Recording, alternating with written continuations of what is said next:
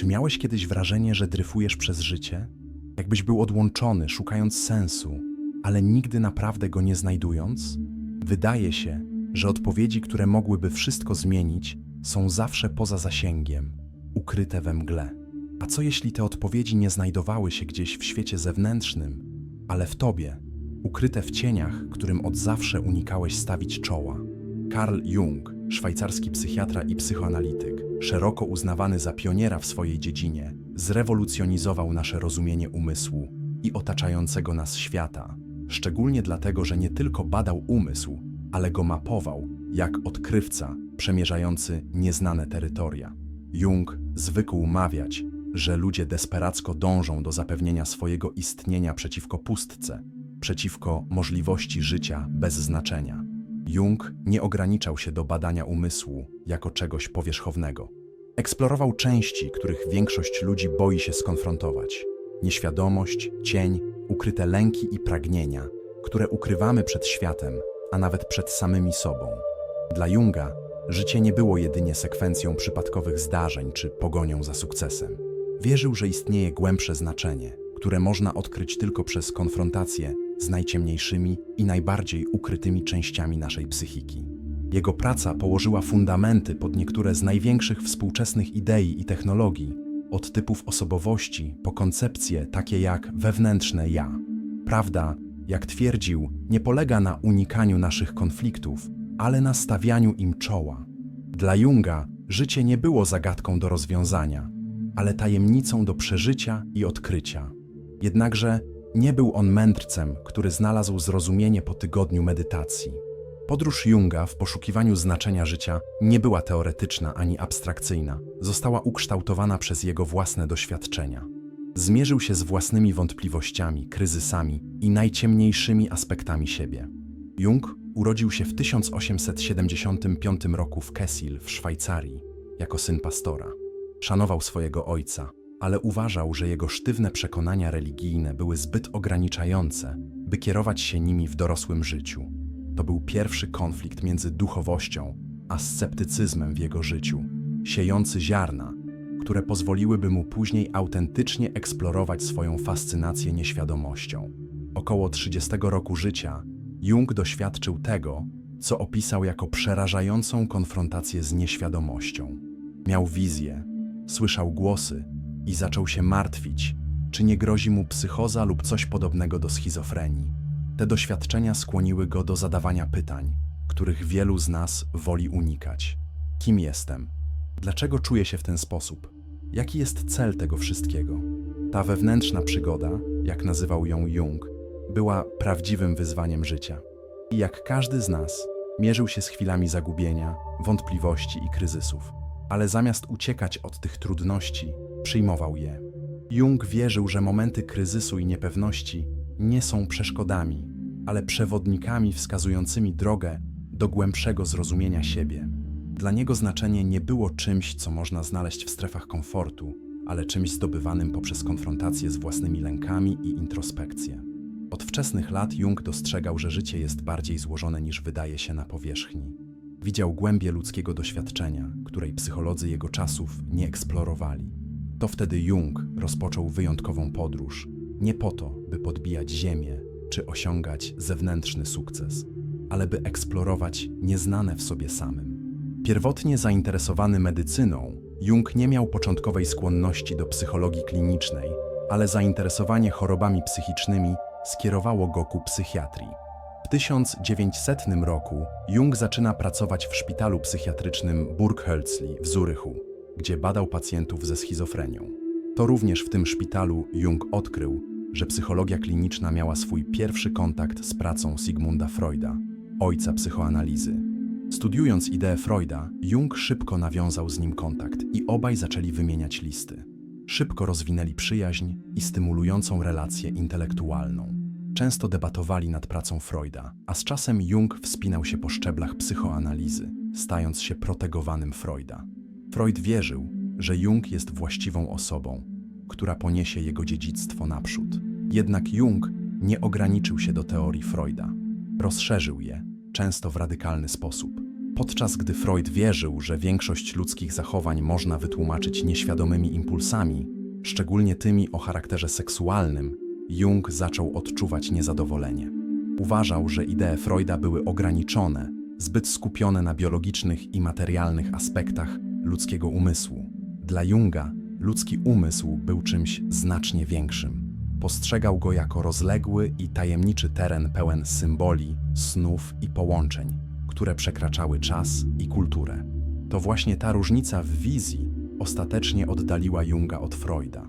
Podczas gdy Freud postrzegał nieświadomość jako magazyn stłumionych pragnień, Jung widział w niej bramę do czegoś znacznie większego. Nie mogłem zgodzić się z wieloma jego ideami.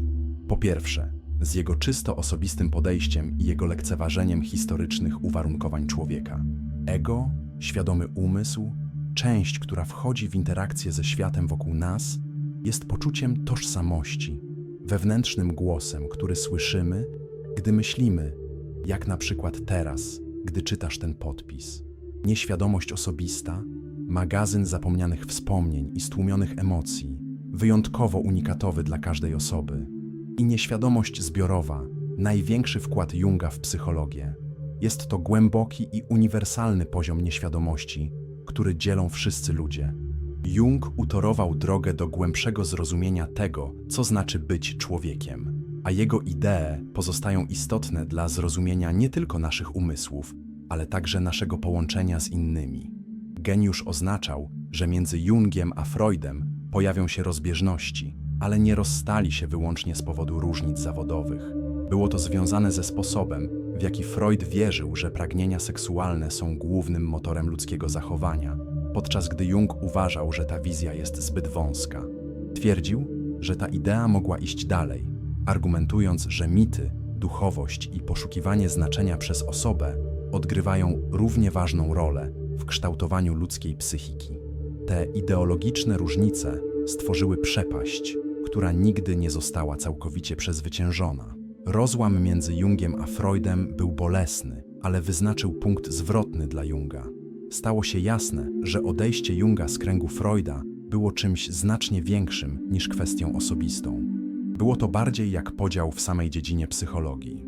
Dziedzictwo Freuda ostatecznie ewoluowało w psychoanalizę, podczas gdy Jung otworzył zupełnie nową ścieżkę zwaną psychologią analityczną.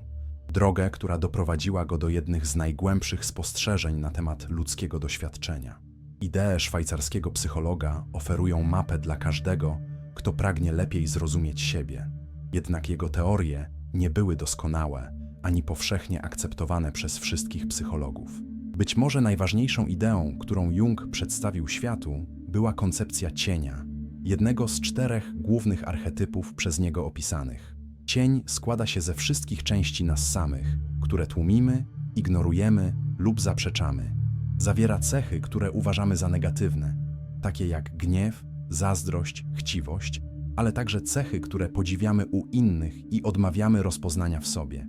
To jak psychologiczna szuflada na bałagan, ale poza zasięgiem wzroku nie oznacza poza zasięgiem umysłu. Cień znajduje sposoby, by przeniknąć do naszego życia, jak choćby pojawiając się w projekcjach. Przykład na temat rzutowanego cienia. Jesteś na imprezie i spotykasz hałaśliwą i ekstrawertyczną osobę, która chce rozpocząć krąg taneczny.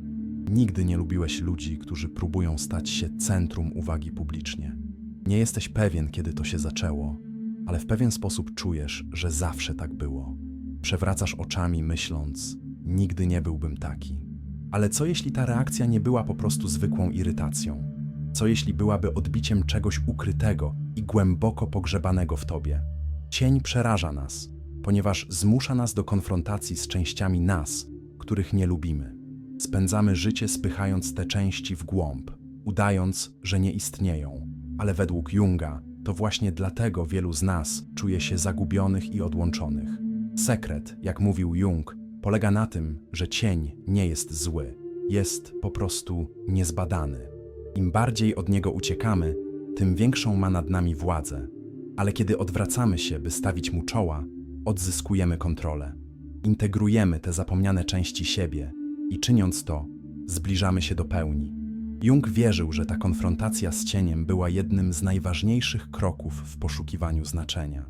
Jeśli nauczymy się stawiać czoła częściom nas, które sprawiają, że czujemy się niekomfortowo, możemy zacząć żyć bardziej autentycznie i pełniej. Ale Jung nie poprzestał na tym. Wierzył, że cień nie był tylko nagromadzeniem indywidualnych lęków i porażek.